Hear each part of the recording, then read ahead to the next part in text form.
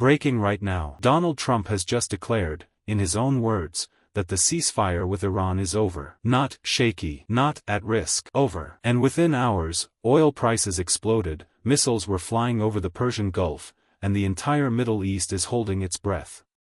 This is U.S. Daily Briefing, and today we break down exactly what happened, what Trump said, and why this could be the moment everything changes. Let's start with the confirmed facts. Speaking at the NATO summit in Ankara, Turkey, on Wednesday, President Trump was asked directly about the status of the ceasefire with Iran. His answer left no room for interpretation. Quote, "I think it's over. I don't want to deal with them anymore."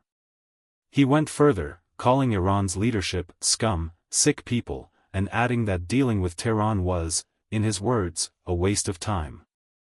This wasn't a slip of the tongue. Trump doubled down, saying that if Iran had a nuclear weapon, they would use it. Strong words, but they came right after one of the most dangerous nights in this entire conflict. Here's what triggered this. According to U.S. Central Command, American forces launched a series of powerful strikes against Iran, hitting more than 80 targets. Air defense systems, command and control networks, coastal radar, anti-ship missile sites. CENTCOM says this was in direct response to Iranian attacks on 3 commercial vessels transiting the Strait of Hormuz, one of the most critical oil shipping lanes on Earth. Iran did not sit back. The Islamic Revolutionary Guard Corps confirmed it retaliated, launching drone and missile strikes at U.S. military facilities in Bahrain and Kuwait. Bahrain's government issued shelter warnings for civilians. Kuwait's armed forces say they intercepted ballistic missiles and drones. As of now, no major damage has been confirmed on either side, but make no mistake, this was a real military exchange between two nations that were supposedly at peace just weeks ago. And here's where it hits every single one of us. The moment this news broke, oil markets went into panic mode. Brent crude jumped over 5%, spiking to nearly $79 a barrel. U.S. crude wasn't far behind, climbing almost 6%. On top of that, the U.S. Treasury pulled a waiver that had allowed Iran to keep selling oil on the international market, effectively slamming sanctions back into place. Trump himself hinted at more economic pressure, saying, quote, "We may put it back, the blockade. If that happens, expect gas prices to feel it here at home too, right in the middle of a politically sensitive year." Now let's be fair and show the other side. Iran's foreign ministry has pushed back hard, calling the U.S. strikes a gross violation of the ceasefire agreement both countries signed last month. Iran's parliamentary speaker went further, declaring, "The era of bullying and extortion is over.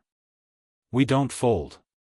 Iran's military said it will not hesitate to defend its sovereignty against what it called American aggression. So here's the core dispute. The U.S. says Iran attacked commercial ships first, violating the truce. Iran says the U.S. escalated by striking first. Both sides are accusing the other of breaking the deal, and right now, there's no independent verification of who fired first in this latest round. So where does this go from here? Trump has already signaled more may be coming, telling reporters the U.S. will, very probably, hit Iran hard again tonight. NATO Secretary General Mark Rutte, standing beside Trump, called the U.S. strikes absolutely necessary. But, and this is important, Trump hasn't shut every door. Analysts point out that despite the tough talk, he said his negotiating team would still be in contact with Iran.